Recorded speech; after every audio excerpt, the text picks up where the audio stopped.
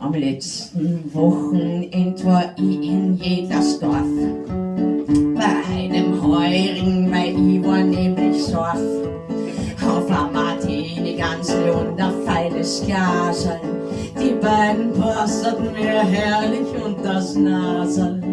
Dass ich das unbeschwert genießen konnte, es ist eine Konsequenz von meinem neuerten Gebiss, das mir mein Zahnarzt erst verpasst gegen Bares.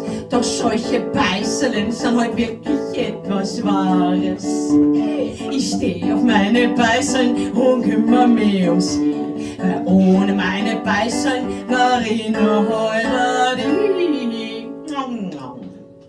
Sie sind robust und kräftig, so etwas hat seinen Preis, und leuchten abends heftig, weil sie sind strahlend weiß.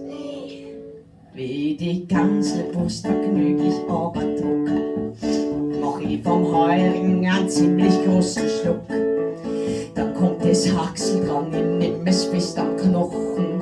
Da kommt vom Nebentisch ein Kampfhund angekrochen. Wie reißt du die beischaffte Knochenzustand auf? Da geht der Klebestoff von meine Beißerln auf. Sie stecken fest im Haxel drin und voller Schrecken schmeiß ich das Haxel mit Gebiss in die nächste Ecken. Ich steh auf meine Beißerln und kümmere mich um sie, weil ohne meine Beißerln war ich nur Heurigen.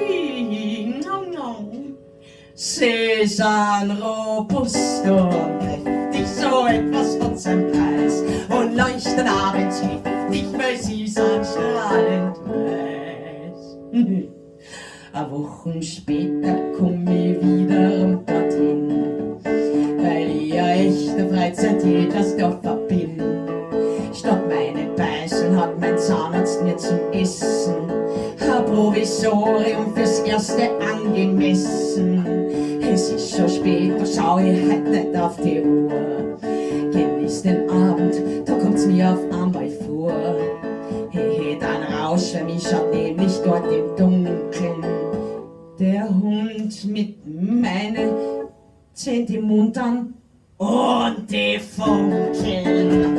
Ich steh auf meine Beißerln und kümmere mich um sie, weil ohne meine Beißerln war ich nur Heurigen. Sie sind robust und kräftig, so etwas hat seinen Preis, und leuchten abends heftig, weil sie sind strahlend weiß.